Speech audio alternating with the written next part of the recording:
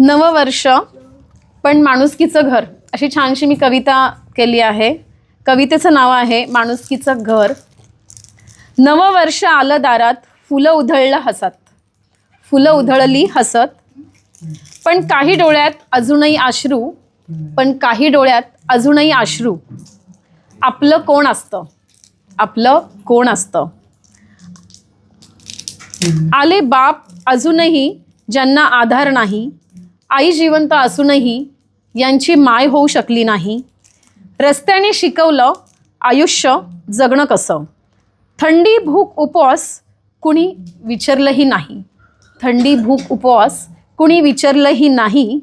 आज या छताखाली एक नवं स्वप्न उभं राहिलं, आज या छताखाली एक नवं स्वप्न उभं राहिलं.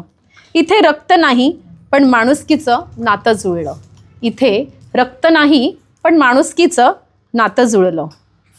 बेघर असले तरी इथे घर मिळालंय, बेघर असलो तरीही इथे घर मिळालंय.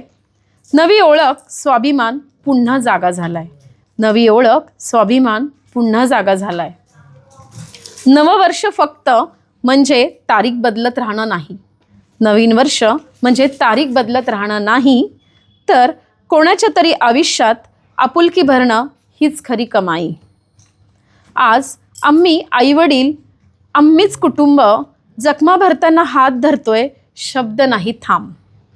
या नव्या वर्षात एकच संकल्प करूया, कोणीही एकटं नाही हे जगाला दाखवून देऊया.